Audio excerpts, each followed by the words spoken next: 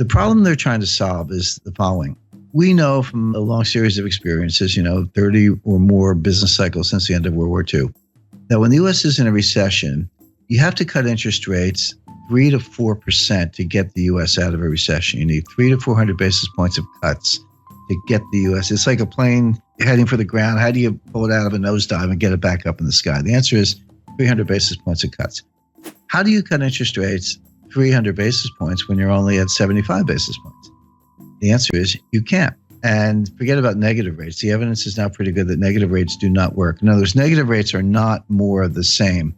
When you go from, let's say, 0.5%, and you go to 1/4, and then you go to 0, and then you keep going to negative 25, you didn't just ease by another 25 basis points. The evidence from Japan and Europe is that you're through the looking glass and you have very strange effects, really unintended consequences. I'll give you a couple examples. So the conventional theory is, well, the more I cut interest rates, the more stimulus I get. That's a joke, but that's what they think. But if I go negative, you're absolutely going to go out and spend the money. Because if you don't spend the money, I'm going to take it away. You sit there long enough, you'll have nothing left in your bank account because I'm going to take, with these negative interest rates, I'm going to take it away. So people will run out and spend. And the other thing is that, it's obviously, from the lending point of view, they'll borrow money, because the bank pays you to be a borrower. But here's what happens in the real world. This is the difference between academics and human beings. When people see negative interest rates, people have goals in mind. They have lifetime goals, right? They want kids' education, parents' health care, their own health care, retirement. If you start taking their money away with negative rates, guess what they do? They save more. They're like, hey, I got to put my kids through college. You're taking my money. Well, I better save more. And then what kind of signal is the central bank sending with negative interest rates? They're sending a deflationary signal. So people go, well, if you think it's going to be deflation, I'm not going to spend money. I'll wait till the price comes down. So you're trying to encourage lending and spending. And what you get is more savings and no spending, deferred spending. You get the exact opposite of what you want. So again, another egghead experiment gone awry. But the point being, so negative rates don't work. So zero bound really is zero. It really is a boundary. And Bernanke has said this in his recent writings, and I think he's right about that. So back to the problem. How do you cut interest rates 300 basis points when you're at 75? Well, the answer is you can't. So you have to raise them to 300 basis points. So the problem the Fed is trying to solve is how do they get rates to 3.25% before the next recession? Now, I'm not saying the Fed sees a recession, and that's easy because the Fed never sees a recession. In 102 years, the Fed has never seen a recession, never forecast a recession, but they know their economic history. We are 8 years into an expansion. It feels punk. I mean, the growth is anemic, but labor force participation is low, productivity is dropping. There are a lot of bad things going on, but in fact, we are in the 8th year, actually coming up on soon be entering the 9th year of an expansion, which began in June 2009. Right. By the way, you have a hard time convincing most Americans that we're not still in a recession. Depressions are different than recessions. The technical definition of a recession is 2 consecutive quarters of declining GDP with rising unemployment, a couple other bells and whistles, little subjective factors, but that's basically it. So people, when you say depression, they're like, depression sounds worse than a recession. And if recession is 2 quarters of declining GDP, then a depression must be like 10 quarters of declining GDP because it's got to be worse. But that's not the definition.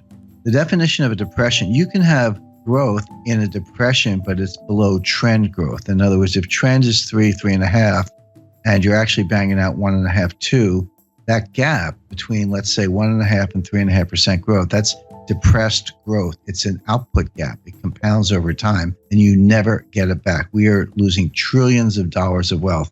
We are impoverishing future generations on a relative basis because of our inability to get back to trend growth. So the reason American people feel this and don't listen to the economists, and they're right, is because we're in a depression. So leaving that aside, the Fed at least understands the business cycle and the fact that the next recession, they say they don't die of old age, but they do die, and we're getting close to the next one. So they are in a desperate race to get rates up to 3.5% before the next recession hits so they can cut them to get out of the recession. The question is, can you raise rates enough to cure the next recession without causing the recession you're preparing to cure? That's the dilemma. That's the finesse. My answer is no, they're not going to be able to do it, but they think they can. Why are they in this box? Well, because Bernanke should have raised rates in 2010, 2011, in the early stages of the expansion, when the economy would have been much better able to bear it than it is now. Bernanke skipped a whole cycle. He skipped a whole rate increase cycle to pursue these wacky experiments and, QE and zero interest rate policy and all that. I spoke to Bernanke about this, and he used the word experiment. He said this was an experiment. Bernanke made his academic reputation by studying the Great Depression, in the wake of Friedman and Anna Schwartz and some others. But he was a great scholar of the Great Depression, and he got his chance to kind of try out his theories. But what he told me was, he said 30 years from now, some new Ben Bernanke, some young scholar will look back and tell us if we did a good job or not. We actually don't know right now. See, the Great Depression was really two technical recessions, 29 to 33, and then 1937, 38. But from 33 to 37, we had an expansion, but the whole thing was a depression because we never got out of it. The stock market recovered the 1929 high in 1954. It was a long time to get back to even. But Bernanke's mantra was, doing something is better than doing nothing. I completely disagree.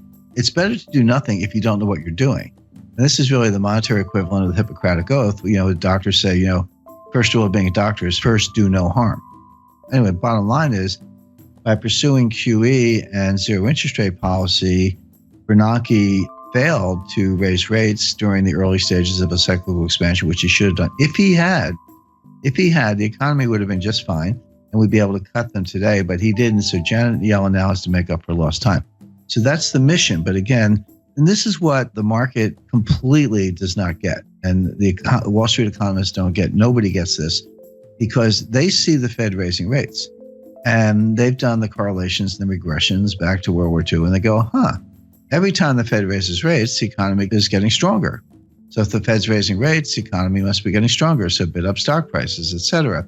But that's like saying umbrellas cause rain. Because they've got the causality backwards.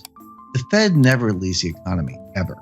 The Fed follows the economy. So a normal business cycle looks like this. So you get a little expansion going and unemployment starts to go down, and industrial capacity utilization starts to go up, and inflation starts to go up, and the Fed's watching, and then it keeps going. And they go, it's getting a little hot. We better raise rates. And they raise rates, but of course they started too late. The expansion keeps going, inflation keeps going up, unemployment keeps going down. Then the economy starts to cool down, unemployment goes up, and then prices go down, and capacity utilization drops, and we get into recession. Like, we better cut. And then they cut, and then you hit the bottom, and then you come out of it again. So think of that as like a nice, pretty sine wave, right? That's a business expansion, business contraction over and over, 30 or so times since the end of World War II, with the Fed always following the economy, never leading the economy. So all the big brains on Wall Street, they've got all this data, and they say, well, every time the Fed raises rates, the economy is getting stronger. That has absolutely been true for like 30 times since the end of World War II. It is not true today. The reason it's not true today is because Bernanke skipped a cycle and they're playing catch up. For the first time since 1937, the Fed is tightening into weakness. That is a key thing to bear in mind. The Fed is tightening into weakness. They are not leading the economy to strength. They are not responding to strength, even though Wall Street thinks they are. And there's a great danger that they're actually going to cause the recession they're preparing to cure, as I mentioned. The Fed will raise rates 25 basis points 4 times a year from now until the middle of 2019, until they get them to 3.25%. So like clockwork, every March, June, September, December, for 2017, 2018, into 2019, look for a Fed rate hike until they get to 3.25%, at which point they'll be able to say, all right, now we're 3.25. If we have a recession tomorrow, we can cut them back down to 0 again and get out of it. That'll be mission accomplished. Now, this is why I was sitting there in December like, yep, they're going to raise them in March. And right now, I'll tell your listeners they're going to raise them in June. There's your Fed response function. There's your baseline scenario. What are the exceptions to a Fed rate hike? And under what conditions will they not raise rates? Because everything I just described to you, they've had in mind since March 2015, when Yellen took patience out of the statement. That was the end of forward guidance. And by the way, if you go back to 2015, I said they're not going to raise rates all year, and they weren't going to do the liftoff that people were looking for in March, June, September, and they didn't lift off in September because the Chinese rate exchange devaluation, the stock market fell out of bed August 2015. Finally, they raised them in December 2015, and Wall Street was ready for March. I said, no. In June, no. September, no. It wasn't until December 2016 that they raised them the second time. So obviously, there are conditions under which they don't raise rates, notwithstanding the baseline scenario. So what are those conditions? There are three. Well, four, actually. So if you see job creation below 75,000, that will cause them to pause. By the way, pause is the key word. If you go home through the speeches, you'll see the word pause in Dudley's recent remarks. Pause is the Fed's jargon for we're not going to raise rates. We got the Jim scenario, which I took from the Fed. It's their scenario, or a technical recession. So, we're going to know Friday what the first quarter GDP is. It's pretty close to negative, but I'm not saying we're in a recession now. We might be. But if you see a recession, they'll pause. See job creation below 75,000, they'll pause. By the way, that's a very low bar. If you see a jobs report, see, this is the other thing that confuses Wall Street. You see a jobs report with 100,000 jobs. So Wall Street goes, oh, that report's really weak. The Fed's going to think twice. No, 75,000 is the number. Yellen told us that. It was in one of her speeches. You just have to be a geek like me and read all the speeches. So the third factor would be disinflation. So the Fed has this 2% inflation target. They've missed it for 6 years. They're finally getting close to hitting it.